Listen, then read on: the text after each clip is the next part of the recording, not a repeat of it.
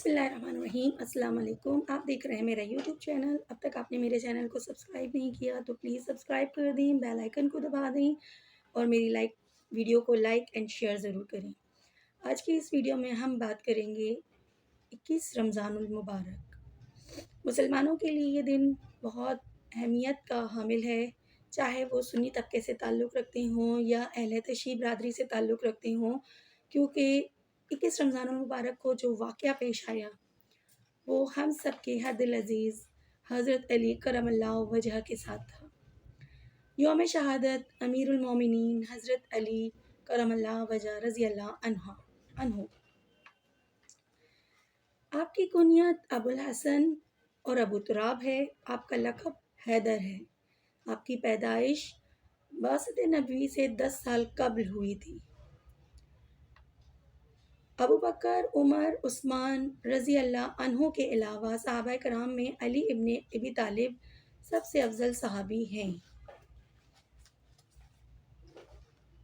خلافت راشدہ کے چوتھے خلیفہ حضرت علی کرم اللہ وجہ ہیں اور اہل تشیع کے پہلے امام۔ ابن ملجم نے 26 جنوری 661 بمطابق 19 رمضان المبارک 40 ہجری کو کوفے کی مسجد میں زہر آلود تلوار کے ذریعے نماز کے دوران قاتلانہ حملہ کیا۔ اس حملے کی وجہ سے حضرت علی زخمی ہوئے۔ اگلے 2 دن تک آپ زندہ رہے، لیکن زخم گہرا تھا، چنانچہ جان بھر نہ ہو سکے اور 21 رمضان المبارک کو سن 40 ہجری میں آپ نے وفات پائی۔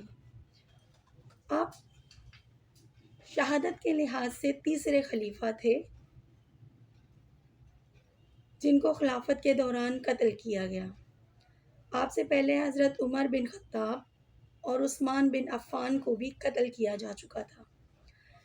حضرت علی ابن ابی طالب 656 ہجری میں قتل عثمان بن عفان کے بعد خلیفہ بنے تھے، تاہم انہیں معاویہ بن ابو سفیان اور دیگر افراد کی جانب سے مخالفت کا سامنا کرنا پڑا اور نتیجتاً اسلام میں پہلی جنگ ہوئی۔ اسے پہلا فتنہ بھی کہا جاتا ہے۔ اس کے بعد اسلامی خلافت 2 حصوں میں بٹ گئی اور یوں خلافت راشدہ کے ساتھ خلافت امویہ کا بھی آغاز ہوا۔ پہلے فتنے کا آغاز تیسرے خلیفہ راشد عثمان بن عفان کے 656 میں قتل سے ہوا، جو علی ابن ابی طالب رضی اللہ عنہ کے 4 سالہ دور خلافت تک جاری رہا۔ 657 میں علی ابن ابی طالب رضی اللہ عنہ نے جنگ مصفین میں معاویہ بن ابو سفیان کے ساتھ ثالثی کرنے پر آمادہ ہوئے۔ یہ نوبت علی ابن ابی طالب رضی اللہ عنہ کی فوج میں کچھ لوگوں کی بغاوت کی وجہ سے آئی تھی، جنہیں بعد میں خارجی کہا گیا تھا۔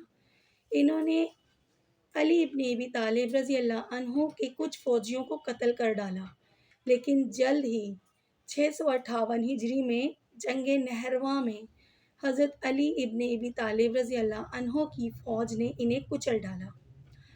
عبد الرحمن بن ملجم مرادی نے مکے میں دوسرے 2 خارجی گروپ برق ابن عبداللہ اور عمرو بن بکر تمیمی سے ملاقات کی۔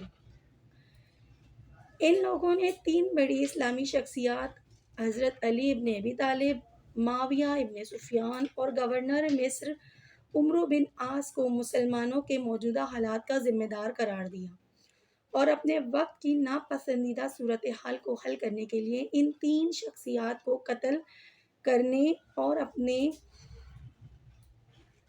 اصحاب نہرواں کے قتل کا بدلہ لینے کا فیصلہ کیا۔ یعنی اصحاب نہرواں جو جنگ ہوئی تھی اس میں جو خارجی جتنے مخالفت کرنے والے لوگ تھے ان کی جو اموات ہوئی تھی، انہوں نے اس کا بدلہ لینے کا فیصلہ کیا۔ دراصل ابن ملجم کا علی ابن طالب رضی اللہ عنہ کو قتل کرنے کا محرک نہرواں کی وہ خاتون بنی جس سے اسے محبت تھی۔ اس عورت کا بھائی اور باپ جنگ نہرواں میں مارے گئے تھے۔ اس خاتون نے اس شرط پہ شادی کی حامی بھری کہ ابن ملجم علی ابن طالب رضی اللہ عنہ کو قتل کر دے گا۔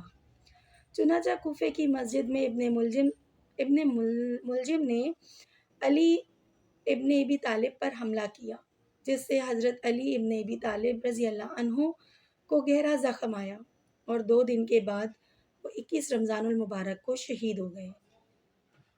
آپ کا نماز جنازہ حضرت حسن ابن علی نے پڑھایا اور آپ کو کوفے کے عظمی قبرستان میں سپرد خاک کیا گیا۔ جوابی کارروائی میں اگلے خلیفہ حضرت حسن ابن علی نے ابن ملجم کو سزائے موت دے دی۔ اب تک کے لیے اتنا ہی، اگلی ویڈیو تک اللہ حافظ۔